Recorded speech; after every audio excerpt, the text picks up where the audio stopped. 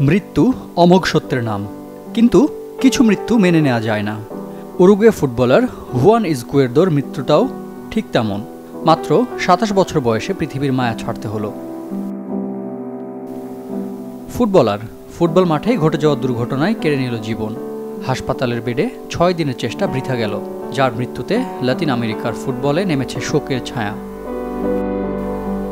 গত ২২ আগস্ট মোরাম্বি স্টেডিয়ামে Copa লিবার্তাদোরেসের group পর্বের ম্যাচে ব্রাজিলের সাও পাওলোর বিপক্ষে নেমেছিল উরুগুয়ের Nacional de Uruguay. Defender Juan Izquierdo heart attack করেন ম্যাচের ৮৪ মিনিটে। ম্যাচের দ্বিতীয়ার্ধে বদলি হিসেবে নামেন এই ফুটবলার। তার দল হারে ২-০ গোলে। এতে মহাদেশীয় ক্লাব টুর্নামেন্ট থেকে বাদ পড়ে ন্যাশনাল দে উরুগুয়ে।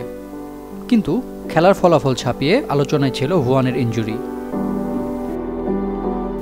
বিপদে তার ও পরিবারের পাশে দাঁড়িয়েছিল অনেকে। লুইস সুয়ারেজ গোলের উদযাপন করেছিলেন, যেখানে লেখা ছিল স্টে স্ট্রং হুয়ান। যাদের বিপক্ষে ম্যাচে হৃদরোগে আক্রান্ত হয়েছিলেন হুয়ান, সেই সাও পাওলোর ফুটবলাররা নিজেদের পরের ম্যাচে হুয়ান লেখা জার্সি পরে মাঠে নামেন। ৬ দিন হাসপাতালে নিবিড় পরিচর্যা কেন্দ্রে চিকিৎসাধীন অবস্থায় থাকার পর বুধবার মারা যান এই উরুগুইয়ান। ফুটবল মাঠে হৃদরোগে আক্রান্তের মতো ঘটনা এর আগেও ঘটেছে।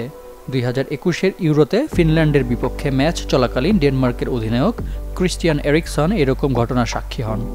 কিন্তু তিনি ছিলেন ভাগ্যবান, তাই অসুস্থতা থেকে সেরে উঠেছেন। দেশ ও ক্লাবের হয়ে পুনরায় প্রতিনিধিত্বও করেছেন। কিন্তু হুয়ান ইজকুয়েরদোর ভাগ্যে লেখা ছিল করুণ পরিণতি। রিফাত হোসেন, চ্যানেল 24।